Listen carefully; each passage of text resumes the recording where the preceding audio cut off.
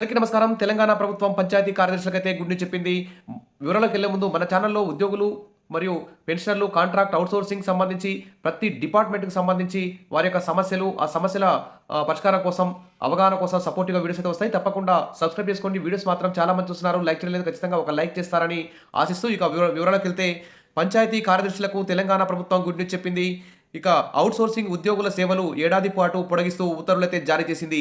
ఇక 1037 మంది సేవలను మరో ఏడాది పాటు కొనసాగించేందుకు తెలంగాణ ప్రభుత్వం అనుమతిస్తూ జీవో జారీ చేసింది. కాంట్రాక్ట్ ఔట్‌సోర్సింగ్ నియామకానికి సంబంధించిన పద్ధతులను అనుసరించాలని, నెలకు 19,500 వేతనం చెల్లించనున్నట్లు పేర్కొంది.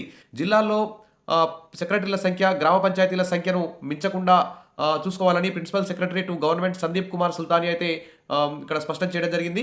ఇదొక గుడ్ న్యూస్ అని చెప్పుకోవచ్చు. ఇప్పుడు ఈ పంచాయతీ కార్యదర్శులు ఇన్ఛార్జి బాధ్యతలతో సతమతమవుతున్నారు. వీరి యొక్క సేవలను పొడిగించడం వల్ల ఇక ఉన్నటువంటి పంచాయతీ కార్యదర్శులపై పనిభారం తగ్గే అవకాశం ఉంది. ఇక వీరందరినీ కూడా రెగ్యులర్ చేసి పర్మనెంట్ పోస్టులను భర్తీ చేస్తే ఇక ప్రజలందరికీ కూడా న్యాయమైనటువంటి సేవలు, నాణ్యమైనటువంటి సేవలు అందే అవకాశం ఉంది.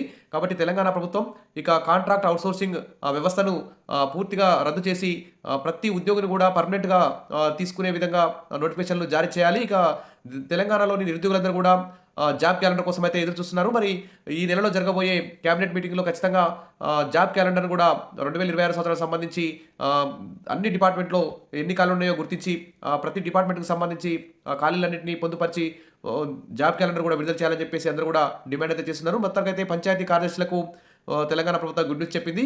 Wish all the best. Video నచ్చితే లైక్ చేయండి, సబ్స్క్రైబ్ చేసుకోండి. Thank you.